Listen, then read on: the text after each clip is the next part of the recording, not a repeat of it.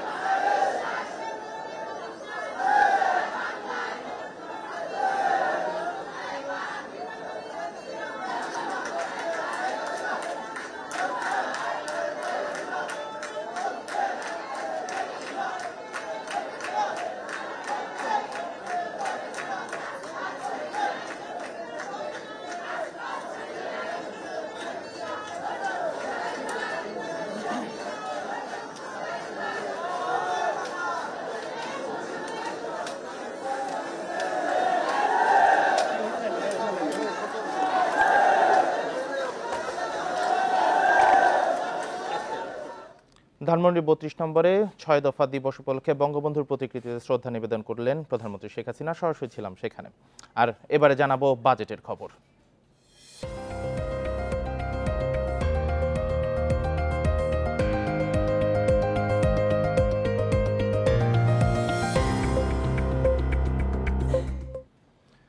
এবারের বাজেটে কিছু ক্ষেত্রে কর বাড়ছে। এতে বাড়বে সাধারণ মানুষের জীবনযাত্রার ব্যয়। খরচ বাড়ছে মোবাইলে কথা বলায়। আইসক্রিম, কোমল পানীয়, ফল, juice, fridge, AC, gas cylinder, পানির ফিল্টার, বৈদ্যুতিক বাতি, সিগারেটের দামও বাড়বে। অন্যদিকে কিডনি রোগীদের জন্য সুখবর, ডায়ালাইসিসের ফিল্টার এবং সার্কিটের দাম কমছে। এছাড়া আমদানি শুল্ক কমানো এবং বাড়তি কর আরোপ না করায় গুঁড়া দুধ, চকলেট, ল্যাপটপ, ডায়াপার ও স্যানিটারি ন্যাপকিনের দাম কমবে। প্রতি বছর বাজেটে সাধারণ মানুষের কৌতূহল থাকে কোন পণ্যের দাম বাড়বে আর দাম কমবে কোন কোন জিনিসের। ২০২৪-২৫ অর্থ বছরের বাজেটে প্রধান চ্যালেঞ্জ মূল্যস্ফীতি নিয়ন্ত্রণ হলেও দাম বাড়ানো হয়েছে বেশ কিছু নিত্যপণ্যের। মোবাইলে কথা বলায় সম্পর্ক শুল্ক বাড়ছে ৫ ভাগ, ১০০ টাকা ভ্যাট বাড়ছে মোবাইল সিমে। এছাড়া মোবাইল ইন্টারনেটে সম্পর্ক শুল্ক বাড়ছে ৫ ভাগ। সব মিলিয়ে এখন থেকে খরচ বাড়বে মোবাইল সেবায়। এবার সব স্তরের সিগারেটের দাম ও সম্পূরক শুল্ক হার বাড়ছে। আইসক্রিম, জুস, ফলের দাম বেড়েছে বাজেটে। কোমল পানীয়র সম্পূরক শুল্ক বাড়ছে ৫%। দেশীয় কাজু বাদামের বাজার সুরক্ষায় শুল্ক বসছে বিদেশি কাজু বাদামে। এছাড়া আমদানিকৃত ম্যাকারেল মাছ, ফুলের দামও বাড়ানো হয়েছে। গৃহস্থালী বেশ কিছু পণ্যে শুল্ক বসানো হয়েছে। LPG cylinder, fridge, AC, compressor, water filter, LED ও energy savings light, switch, socket, holder, iron, জেনারেটরের উপর শুল্ক বসানো হয়েছে। তাই এসব পণ্যের দাম বাড়বে। খরচ বাড়বে নির্মাণ শিল্পেও। প্রি ফেব্রিকেটেড বিল্ডিং তৈরিতে ব্যবহৃত বিভিন্ন উপকরণের উপর আমদানি শুল্ক ৫ থেকে বাড়িয়ে ১০% করা হয়েছে। দাম বাড়বে ইলেকট্রিক মিটারের, স্থানীয়ভাবে উৎপাদিত সিসি ক্যামেরা এবং এটিএম এর উপকরণের দাম বাড়বে। এছাড়া দাম বাড়বে ২৫০ সিসির উপরের মোটরসাইকেলের। ভ্রমণ ও বিনোদন প্রেমীদের জন্য দুঃসংবাদ দিলেন অর্থমন্ত্রী। কারণ দ্বিগুণ হচ্ছে অ্যামিউজমেন্ট ও থিম পার্কের ভ্যাট। এছাড়া বাতিল হচ্ছে ট্যুর অপারেটরদের ভ্যাট অব্যাহতি। জনসাধারণের প্রয়োজনীয় পণ্যগুলোর মধ্যে দাম কমার তালিকা খুব একটা বেশি না। গুরুত্ব দেওয়া হয়েছে চিকিৎসা সেবার বিভিন্ন পণ্যে। কিডনি রোগীদের ডায়ালাইসিসের ফিল্টার ও সার্কিটের দাম কমবে। ডেঙ্গু রোগের প্রকোপ বাড়ায় দাম কমানো হয়েছে পরীক্ষা কিটে। ২.৫ কেজি ওজনের গুঁড়ো দুধের প্যাকেটের দাম এবং চকলেটের দামও কমবে। নকল এড়াতে বিদেশি ল্যাপটপের দাম কমানো হয়েছে। এছাড়া এয়ারক্রাফটের ইঞ্জিন ও প্রোপেলার সহ বেশ কিছু পণ্যের দামও কমানো হয়েছে। ইফাতারা, ইন্ডিপেন্ডেন্ট নিউজ। প্রস্তাবিত বাজেটকে গণমুখী বলছে ক্ষমতাসীন দল আওয়ামী লীগ। অন্যদিকে বিরোধী দল জাতীয় পার্টির দাবি, বাজেট জনবান্ধব নয়, বরং জনগণের উপর চাপ আরও বাড়াবে। এদিকে স্বতন্ত্র সংসদ সদস্যদের অনেকের দাবি, বাজেটে সরকারের রাজস্ব আয়ের কৌশল শুধু জনগণ নয়, অর্থনীতির ওপরও চাপ বাড়াবে। বৃহস্পতিবার তাৎক্ষণিক প্রতিক্রিয়ায় এসব মন্তব্য করেন তারা। টানা চতুর্থ মেয়াদে ক্ষমতায় আসার পর এটি আওয়ামী লীগ সরকারের প্রথম বাজেট। 2024-25 অর্থ বছরের প্রস্তাবিত বাজেট ক্ষমতাসীন দলের নির্বাচনী প্রতিশ্রুতি আমলে রেখেই ঘোষণা করা হয়েছে বলে জানান আওয়ামী লীগের সংসদ সদস্যরা। সংকটের বাস্তবসম্মত গণমুখী বাজেট। আমরা আমাদের বাজেট এই সরকারই করেছে, এখানে কোনো প্রেসক্রিপশন কাজ করেনি। বাজেটটা ভালো হয়েছে যেহেতু এবার আমরা কিন্তু যা কিছু করেছি ইনফ্লেশনটাকে কন্ট্রোল করার জন্য, নিয়ন্ত্রণে আনার জন্য করা হয়েছে। ডলারের যে ডিভ্যালুয়েশনের কারণে এবং আন্তর্জাতিক বাজারে যখন জিনিসপত্রের দাম বেশি থাকে এটার ইম্প্যাক্ট পড়ে না, বাট আশা করি এবার যে পদক্ষেপগুলি নেওয়া হয়েছে এগুলা সামগ্রিকভাবে নিত্য প্রয়োজনীয় জিনিসের একটা পজিটিভ ইম্প্যাক্ট ইনশাল্লাহ পড়বে। তবে বিরোধী দল জাতীয় পার্টি বলছে বাজেটে জনগণের আকাঙ্ক্ষা পূরণ হয়নি। বেকারত্ব দূর করা সহ কর আদায়ে দেয়া রূপরেখা বাস্তবায়ন হলে তা জনগণের ওপর বোঝা বাড়বে। যেখানেই যত রেয়াত দিক সর্বোচ্চভাবে আয় তারা বেশি করবার জন্য টার্গেট নিয়েছেন এবং বেশিরভাগটা আয় করবেন ওরা পরোক্ষ করের মাধ্যমে, যার ফলে সাধারণ জনগণের উপরে করের বোঝা বাড়বে। সাধারণ জনগণের কোনো মুক্তির উপায় নেই, কোনো চাকরির সুবিধা নেই। আমি খুব একটা আশাবাদী হইনি আর কি এই বাজেট দেখে আর কি। আইএমএফ প্রেসক্রিপশনে বিভিন্ন পদক্ষেপ নেওয়া হয়েছে, যে আইএমএফ এর শর্ত পূরণ করা ছাড়া এই বাজেট তারা দিতে পারেনি। বাজেট নিয়ে রয়েছে মিশ্র প্রতিক্রিয়া, জানিয়েছেন স্বতন্ত্র ও নতুন সংসদ সদস্যরা। বিদেশের উপর থেকে ঋণের থেকে বেশি নির্ভর করবে বাংলাদেশের যা আয়করের উপরে। কারণ আমার মনে হয় যে মাননীয় প্রধানমন্ত্রী যেটা বারবার বলেন যে প্রত্যেককে কর দিতে হবে, এই আয়করের অভ্যাসটা করতে হবে। এই বাজেটের যে অঙ্ক এগুলো তো আলটিমেটলি ঠিক থাকে না। পরিবর্তিত পরিস্থিতিতে আর্থিক ফিসক্যাল পলিসির উপর নির্ভর করে এগুলো অনেক সময় পরিবর্তন হয়। ভ্যাট বাড়ানোটা কোনো মতে উচিত হয় নাই। তাতে আমি মনে করি আভ্যন্তরীণ বাজারে পণ্যের দাম বেড়ে যাবে এবং আমদানি নির্ভরশীল হবে। দেশের শিল্প মারাত্মক হুমকির সম্মুখীন হবে। স্বতন্ত্র সংসদ সদস্যদের অনেকে বলছেন ব্যয় মেটাতে সরকার রাজস্ব আয়ের যে কৌশল নিয়েছে তা শুধু জনগণ নয়, অর্থনীতির উপরও বিরূপ প্রভাব ফেলবে। নাফিজাতুল্লাহ, ইন্ডিপেন্ডেন্ট নিউজ, ঢাকা। প্রস্তাবিত বাজেট শুধু গণবিরোধী নয়, দেশবিরোধীও বলে মন্তব্য করেছেন বিএনপি মহাসচিব মির্জা ফখরুল ইসলাম আলমগীর। এই বাজেটে ব্যাংক ও বিদেশিদের উপর ঋণ আরও বাড়বে বলেও দাবি করেন তিনি। বৃহস্পতিবার বিএনপি চেয়ারপারসনের গুলশান কার্যালয়ে বাজেট পরবর্তী তাৎক্ষণিক প্রতিক্রিয়ায় এসব কথা বলেন মির্জা ফখরুল। সবচেয়ে বড় আপনার সমস্যা যেটা, সেটা হচ্ছে যে এখানে এমপ্লয়মেন্ট জেনারেট করা, ক্রিয়েট করার মধ্যে কিছু নাই, নতুন করে মানুষের কর্মসংস্থানের কোনো ব্যবস্থা নেই। পুরো বাজেটে দেখুন মেগা প্রজেক্টের এবং মেগা চুরি, মেগা দুর্নীতির জন্য করা হয়েছে। সুতরাং এই বাজেটকে শুধুমাত্র তথাকথিত ভাষায় গণবিরোধী বলবো না, এটা আসলে বাংলাদেশ বিরোধী বাজেট হয়েছে। প্রস্তাবিত বাজেট নিয়ে মিশ্র প্রতিক্রিয়া জানিয়েছেন অর্থনীতিবিদ ও ব্যবসায়ীরা। ঘাটতি কমাতে যাচাই বাছাই করে প্রকল্প হাতে নেওয়ার তাগিদ দিয়ে তারা বলছেন ক্ষুদ্র ব্যবসায়ীদের বিশেষ সুবিধা দেওয়ার দাবি তাদের। স্মার্ট বাংলাদেশের অঙ্গীকার নিয়ে 53তম বাজেট পেশ করেছেন অর্থমন্ত্রী আবুল হাসান মাহমুদ আলী। বৃহস্পতিবার সংসদে উত্থাপন করা 7,97,000 কোটি টাকার বাজেট নিয়ে মিশ্র প্রতিক্রিয়া জানান দেশের অর্থনীতিবিদ ও ব্যবসায়ীরা।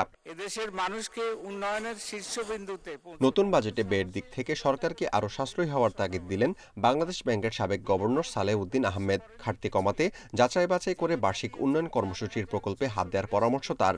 ব্যয়ের দিকটা সরকারকে সাশ্রয়ী হতে হবে। এই যে 1298টা প্রজেক্ট এডিপি দিয়েছে, এগুলো কিন্তু অর্থহীন, বেশিরভাগ প্রজেক্ট, এগুলো কমিয়ে নিতে হবে। কমালে কিন্তু ডেফিসিটটা কমে যাবে। সিপিডির সম্মানীয় ফেলো ডক্টর দেবপ্রিয় ভট্টাচার্য জানান মূল্যস্ফীতি নিয়ন্ত্রণের রূপরেখা নেই প্রস্তাবিত বাজেটে। মাথাপিছু কিন্তু ভাতা আমরা বাড়াতে পারিনি। আর যে সুরক্ষার কথা বলা হয়, আপনারা তো জানেন যে ওখানে শুভঙ্করের ফাঁকি আছে, ওখানে পেনশন ফান্ডকেও আমরা অনেক সময় সুরক্ষা হিসেবে দেখাই। সেহেতু আমি খুব আশ্বস্ত হতে পারছি না যে একটা সুনির্দিষ্ট সুগ্রথিত মূল্যস্ফীতি নিয়ন্ত্রণের একটি পদক্ষেপ আমরা এসেছি। বাজেটের ঘাটতি মেটাতে বিদেশি উৎসে নির্ভরের পরামর্শ ব্যবসায়ীদের শীর্ষ সংগঠন এফবিসিসিআই এর। তারা বলছেন দেশীয় উৎস থেকে ঋণ নিলে ব্যবসা বিনিয়োগ সংকটে পড়তে পারে। 1,37,000 কোটি টাকা ব্যাংক থেকে নেওয়ার জন্য প্রস্তাব করেছে। আমরা মনে করি এটা বেশি, কারণ এটা যদি ব্যাংক থেকে সরকার নেয় তাহলে আমরা ব্যবসায়ীরা ব্যাংক থেকে টাকা নেওয়ার ক্ষেত্রে একটা জটিলতার হইতে পারে। আর ছোট ব্যবসায়ীদের টিকিয়ে রাখতে আলাদা নীতি গ্রহণের পরামর্শ ডিসিসিআই-এর। ছোট ব্যবসায়ীগুলোর পক্ষে আসলে মানে কমপ্লায়েন্স মেনটেন করাটা খুব ডিফিকাল্ট, যেটা আমরা বলার চেষ্টা করছি বারবার যে এসএমইদের জন্য একটা সেপারেট কোনো একটা মেকানিজম রাখা উচিত যাতে করটা অনেক সহজে দেওয়া যায়।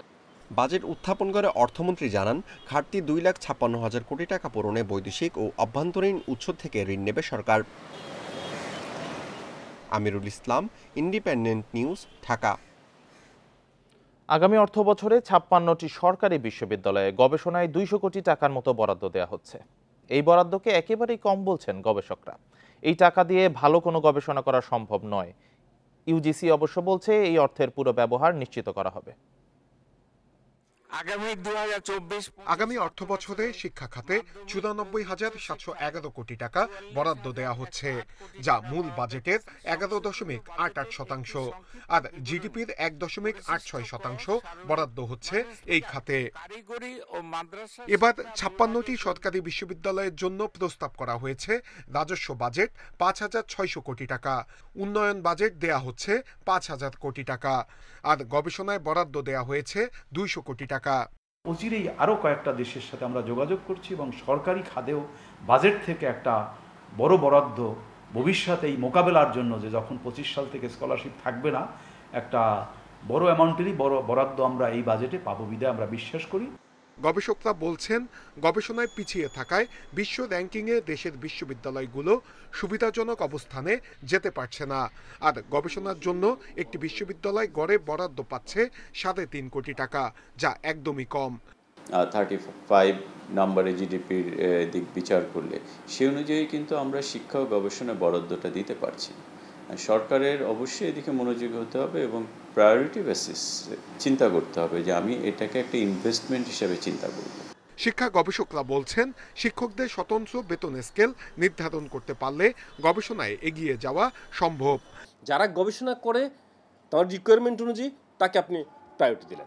সবচেয়ে ভালো হয় যে বিশ্ববিদ্যালয়ের শিক্ষকদের তার ক্যাপাবিলিটি, তার যোগ্যতা, তার ফ্যাসিনেশন, সেই অনুযায়ী যদি আপনি তার বেতন স্কেল নির্ধারণ করা হয় তাহলে আর এই ঝামেলাগুলো থাকে না।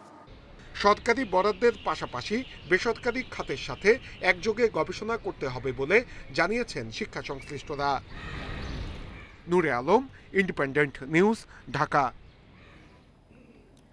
নতুন বাজেটে মোবাইল ফোনে কথা বলা ও ইন্টারনেটের সেবার ওপর সম্পূরক শুল্ক বাড়ছে। সেই সঙ্গে সিমের দাম বাড়ছে 50%, যার প্রভাব পড়বে গ্রাহকদের ওপর। শুক্রবার রাত 12টা থেকেই কার্যকর হচ্ছে নতুন কল রেট। সংশ্লিষ্টরা বলছেন, এমন বাজেট স্মার্ট বাংলাদেশ বিনির্মাণে হতে পারে অন্যতম বাধা। মোবাইল ফোন এখন বিলাসিতা নয়, বরং জরুরি প্রয়োজন। তাই তো সব শ্রেণীর মানুষই এর ব্যবহারকারী। এবারের বাজেটে কল রেট ও ইন্টারনেটের ওপর ভ্যাট 5% বাড়িয়ে 20% করা হয়েছে। এর সঙ্গে যুক্ত হবে আরও কিছু ফি। তাই একজন গ্রাহককে 100 টাকার মোবাইল সেবার জন্য কর দিতে হবে 39 টাকা, যা দক্ষিণ এশিয়ার মধ্যে সবচেয়ে বেশি।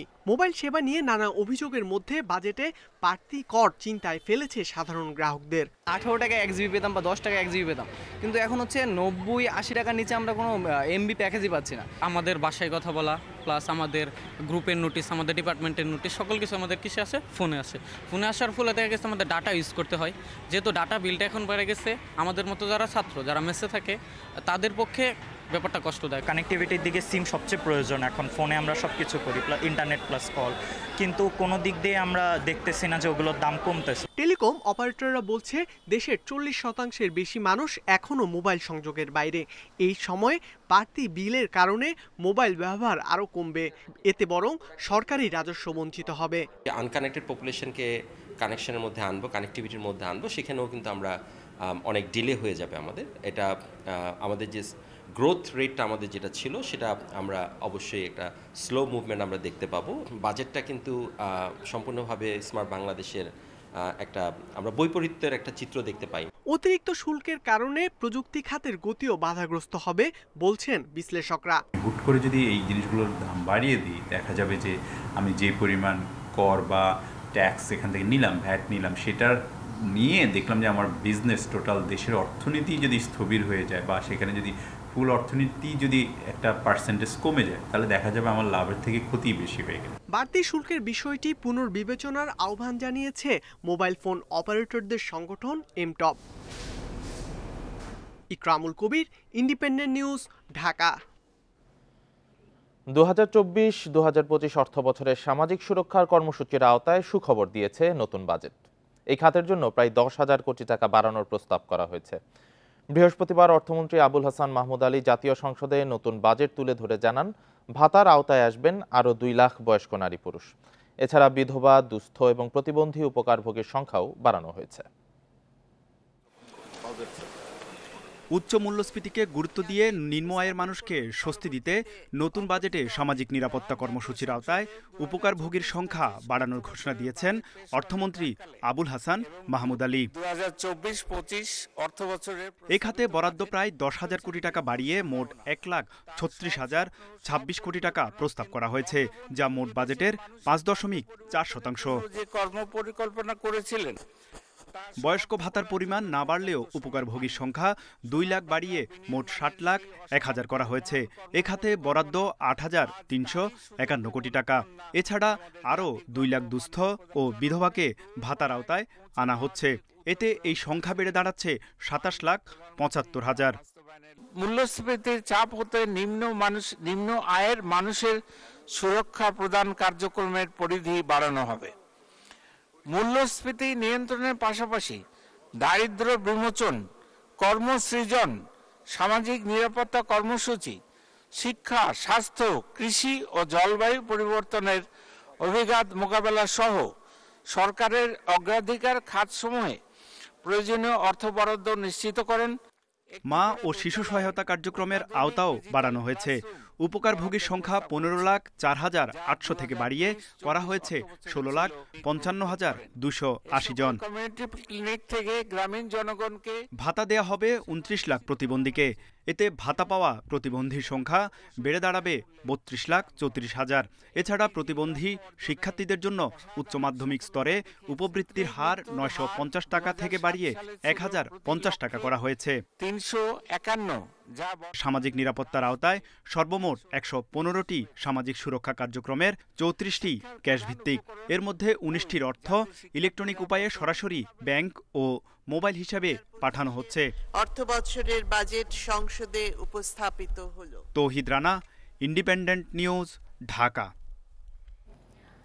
প্রধানমন্ত্রীর ভারত ও চীন সফরে গুরুত্ব পাবে তিস্তা মহাপরিকল্পনা।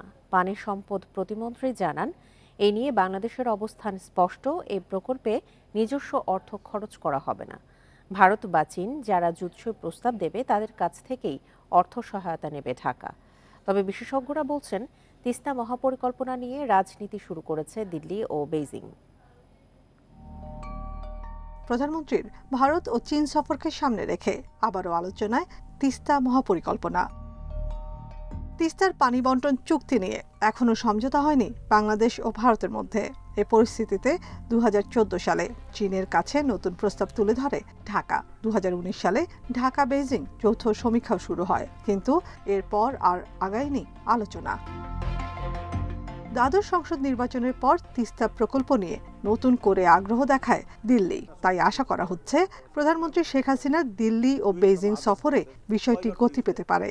তো আমি কেন পকেটের ক্যাশ টাকাটা আমার টাকাটা এখানে খরচ করব? That's the means to do it from other sources. Why not to use that? যে আমাদেরকে ভালো অফার দেবে এবং যে আমাদের কম সময়ের ভিতরে একটা সীমিত সময়ের ভিতরে কাজটা শেষ করতে পারবে, আমার দৃঢ় বিশ্বাস সরকার সেই সিদ্ধান্তটাই নেবে। এখানে অনেক কিছু বিবেচনার বিষয় আছে, যার জন্য আমরা ধীরে সুস্থে আমরা এটা নিয়ে আগাতে চাই। তবে পানি সম্পদ প্রতিমন্ত্রী জানান, আর্থিক সহায়তার প্রস্তাব দিলেও পানির ন্যায্য হিস্সায় ভারতকে ছাড় দেবে না ঢাকা। এছাড়া দিল্লির প্রস্তাবের যৌক্তিকতা নিয়েও প্রশ্ন তুলেছেন বিশ্লেষকেরা। তিস্তা নদীর পানি আমরা যেভাবে গ্যাঞ্জেস চুক্তি করেছি, আমরা একইভাবে একই হিস্সা আমরা চাই। প্রধানমন্ত্রী জননেত্রী শেখ হাসিনা যখন ভারতের প্রধানমন্ত্রীর সঙ্গে আলোচনা করবেন, উনি একটা সঠিক একটা সিদ্ধান্ত এবং একটা আমাদের যেটা দরকার প্রয়োজন সেটা মাননীয় প্রধানমন্ত্রী আনতে সক্ষম হবে। সমস্যাটা ভারত সৃষ্টি করেছে। এই চুক্তি সই করতো এবং সেই পানিটুকু আমাদেরকে দিতে, তাহলে আমাদের এই প্রকল্পের প্রয়োজন হতো না। এই $1 বিলিয়ন প্রকল্পের প্রয়োজন হতো না। তারা ভারতের সাথে যে লাইন অফ ক্রেডিটগুলি আছে সেগুলির বাস্তবায়নের অগ্রগতি তো খুব ভালো না। তারা এই প্রস্তাবটা দিয়ে আমার মনে হয় যেটা চীন যাতে এখানে আসতে না পারে, বাংলাদেশ সরকারকে সেই সিগন্যালটাই দিল। বিশেষজ্ঞদের পরামর্শ, তিস্তা মহাপরিকল্পনায় ভারত বা চীনের কাছ থেকে ঋণ নেয়ার ক্ষেত্রে দেশের স্বার্থকে প্রাধান্য দিতে হবে। নাফিজাতুল্লাহ, ইন্ডিপেন্ডেন্ট নিউজ, ঢাকা। রাজধানীর হাতিরঝিলে চলছে জয় বাংলা ম্যারাথন। আয়োজনে বাংলাদেশ পুলিশ অ্যাথলেটিক্স ও সাইক্লিং ক্লাব। ভোর 5টায় ম্যারাথন উদ্বোধন করেন প্রধানমন্ত্রী বেসরকারি শিল্প ও বিনিয়োগ উপদেষ্টা সালমান ফজলুর রহমান। এরপর শুরু হয় দৌড়। ম্যারাথনে দেশের বিভিন্ন প্রান্ত থেকে আসা প্রায় 3,500 দৌড়বিদ অংশ নিয়েছে। হাফ ম্যারাথন প্রতিযোগিতায় রাখা হয়েছে 4টি ক্যাটাগরি। প্রতিযোগীদের 3 ঘন্টা 40 মিনিটের মধ্যে 21.95 কিলোমিটার পথ পাড়ি দিতে হচ্ছে। দৌড় হাতিরঝিলের মেরুলবাড্ডা পয়েন্ট থেকে শুরু হয়ে শেষ হবে হাতিরঝিলের অ্যাম্ফিথিয়েটারের সামনে। ম্যারাথন উপলক্ষে পুরো এলাকায় নিরাপত্তা জোরদার করা হয়েছে। বন্ধ রয়েছে ব্যক্তিগত গাড়ি ও অন্যান্য যান চলাচল।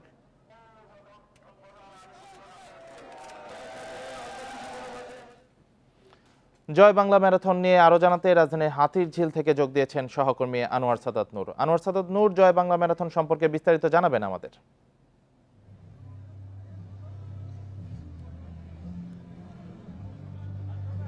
এই যে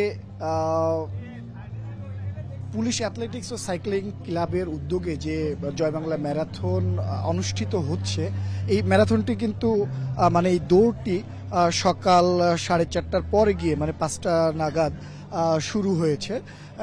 এটা শুরু হয় আপনার পুলিশ প্লাজার পরে যে একটা পয়েন্ট আছে, সেখান থেকে স্টার্টিং পয়েন্ট ছিল ম্যারাথনের দৌড়ের। শুরু হয় দৌড়টি। এখানে প্রায় 3,500-এর মতো প্রতিযোগী অংশ নিয়েছে বলে আমরা আয়োজকদের কাছ থেকে জানতে পেরেছি, যে 3,500 জন এখানে অংশগ্রহণ করছেন এবং এই 3,500 জনের মধ্যে কিন্তু সকল শ্রেণী পেশার মানুষের উপস্থিতি আছেন।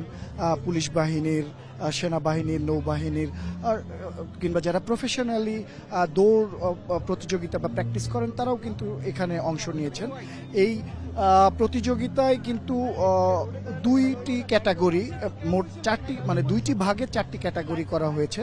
এর ভিতরে নারী পুরুষ আছে এবং বয়সের একটি ব্যবধান রাখা হয়েছে, যে 16 থেকে 50 বছর বয়সী পর্যন্ত একটি ক্যাটাগরি এবং 50-এর ঊর্ধ্বে যারা তারা আরেকটি ক্যাটাগরিতে বিজয়ী, প্রথম, তৃতীয় এভাবে মানে ঘোষণা করা হবে।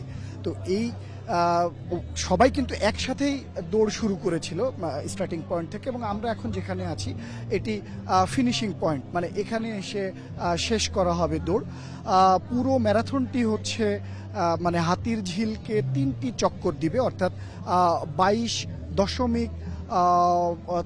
সম্ভবত 3 কিলোমিটারের মতো এরকম একটি সংখ্যা। 3টি চক্কর দেওয়ার পরে এখানে এসে শেষ হবে। যারা পূর্ণ চক্কর শেষ করবেন এদের মধ্যে থেকে বিজয়ী ঘোষণা করা হবে।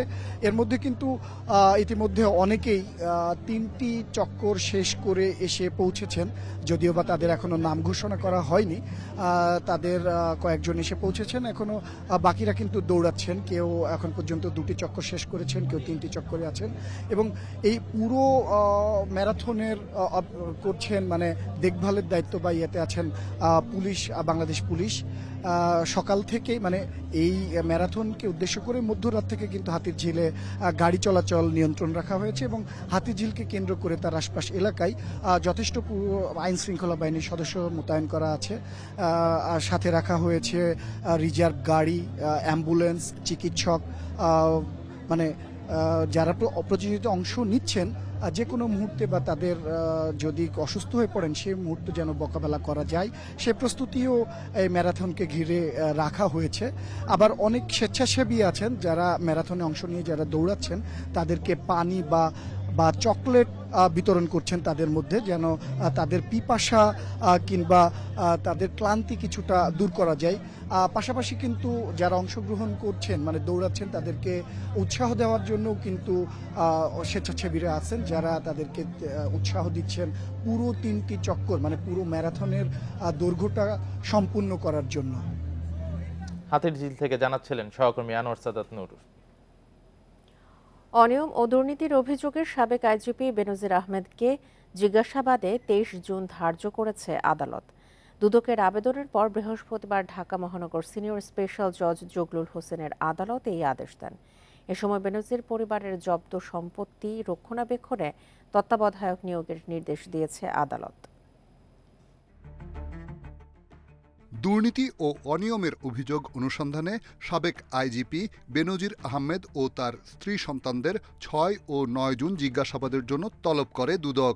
তবে একদিন আগেই বুধবার সময় চেয়ে আবেদন করেন বেনজিরের আইনজীবী। বেনজিরের আবেদন মঞ্জুর করে বৃহস্পতিবার দুদক জানায় 23 জুন তাকে জিজ্ঞাসাবাদ করা হবে। তবে তার স্ত্রী ও সন্তানদের জিজ্ঞাসাবাদের বিষয়ে কিছু জানায়নি সংস্থাটি। যেহেতু ওনার ব্যক্তিগতভাবে শুনানি গ্রহণ করা সম্ভব হয়নি, তাই আমাদের অনুসন্ধানকারী দল আরেকটি তারিখ নির্ধারণ করেছেন। আগামী 23 জুন 2024 তারিখ পরবর্তী শুনানির জন্য দিন ধার্য করা হয়েছে। এদিকে বেনজিরের জব্দ সম্পত্তিগুলো রক্ষণাবেক্ষণে তত্ত্বাবধায়ক নিয়োগের আবেদন মঞ্জুর করেছে আদালত। সম্পত্তি রিসিভার নিয়োগ করার জন্য দুর্নীতি দমন কমিশন একটা দরখাস্ত দিছে। যত সম্পত্তি স্থাবর সম্পত্তি ক্রয় করা হয়েছিল সমস্ত সম্পত্তির উপরে রিসিভার নিয়োগ করছে। দুদক জানিয়েছে শিগগিরই সাবেক আইজিপি বেনজির পরিবারের 621 বিঘা জমি ও 4টি ফ্ল্যাট সহ জব্দ সম্পত্তির তত্ত্বাবধায়ক নিয়োগ করা হবে। রিশাদ হুদা, ইন্ডিপেন্ডেন্ট নিউজ, ঢাকা। মাদারীপুরে বেনজির আহমেদের স্ত্রীর নামে কেনা 90 একর জমি ফেরত চান জমির মালিকেরা। এসব জমির বেশিরভাগই হিন্দুদের। তাদের অভিযোগ, ভয়ভীতি দেখিয়ে নামমাত্র মূল্যে কেনা হয়েছে তাদের জমি। এদিকে গোপালগঞ্জে বেনজির আহমেদের ছত্রছায়ায় অনেকে বিপুল সম্পদের মালিক হয়েছেন বলে অভিযোগ স্থানীয়দের। মাদারীপুরের রাজৈরে স্ত্রী জিসান মির্জার নামে 2 বছরে প্রায় 90 একর জমি কিনেছেন সাবেক আইজিপি বেনজির আহমেদ।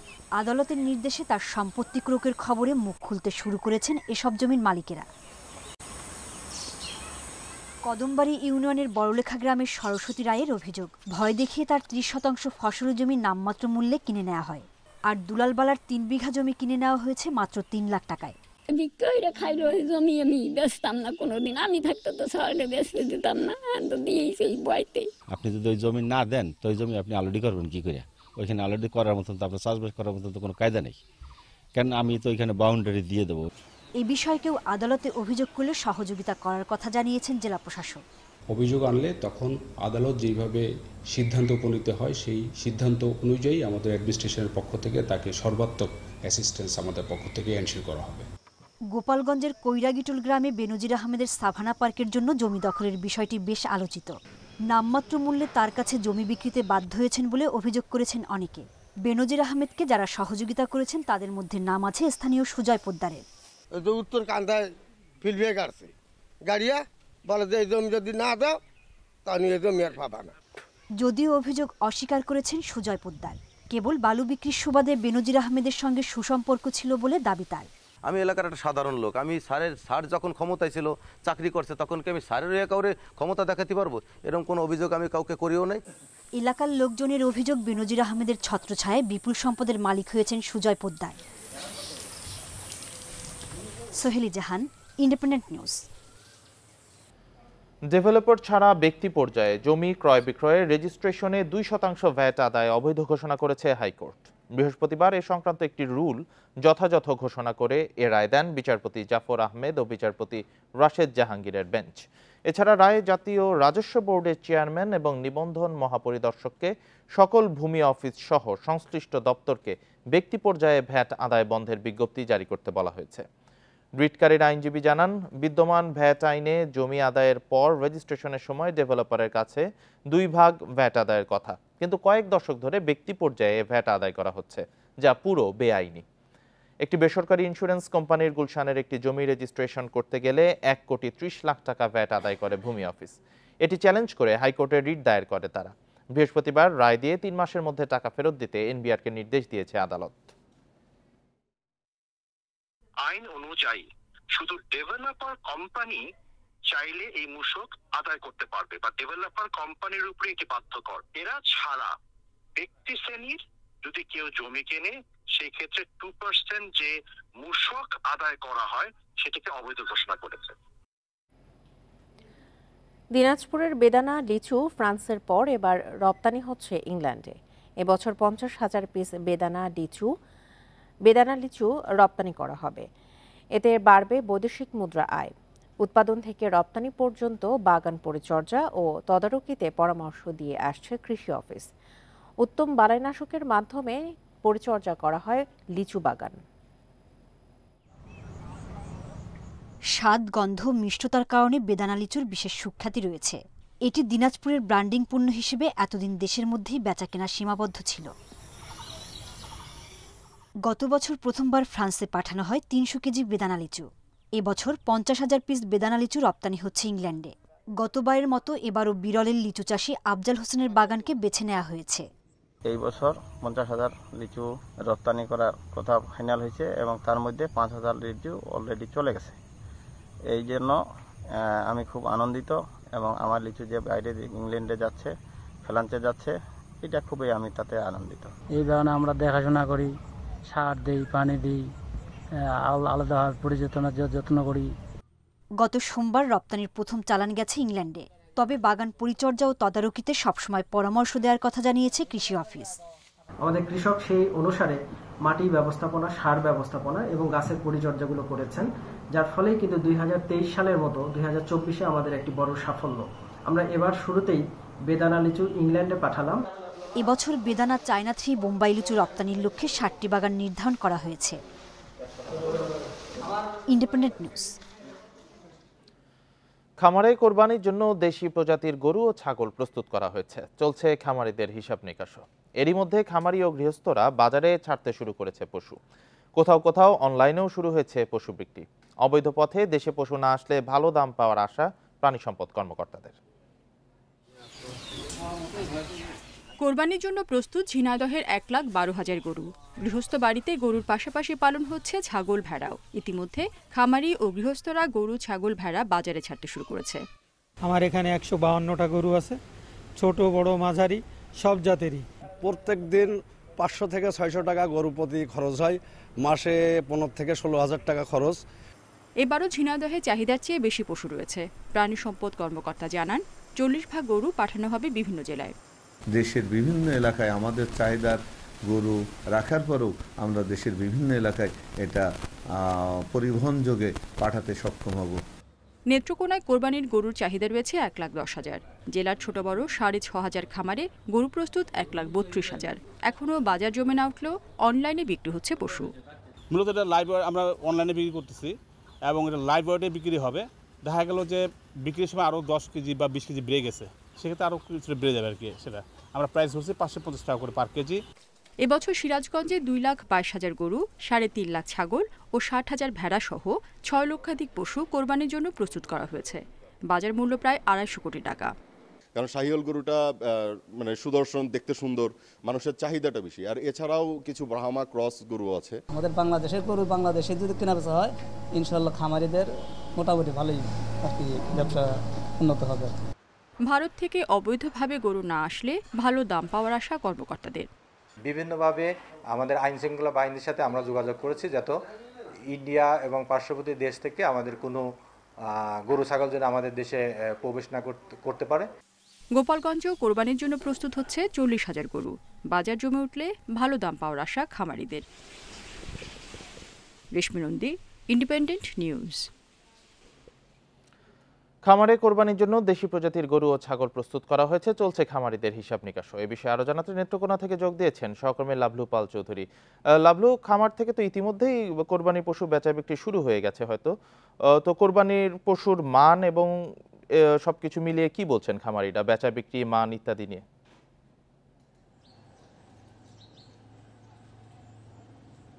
নেত্রকোনায় যে 1,10,000 যে কোরবানির পশুর যে চাহিদা রয়েছে, এর বিপরীতে কিন্তু 6,600 ছোট বড় যে খামার রয়েছে, সেই খামারে কিন্তু আসলে 1,30,000-এর মতো গবাদি পশু কিন্তু আসলে সেখানে প্রস্তুত করার কথা জানিয়েছেন যে জেলা প্রাণী সম্পদ কর্মকর্তা।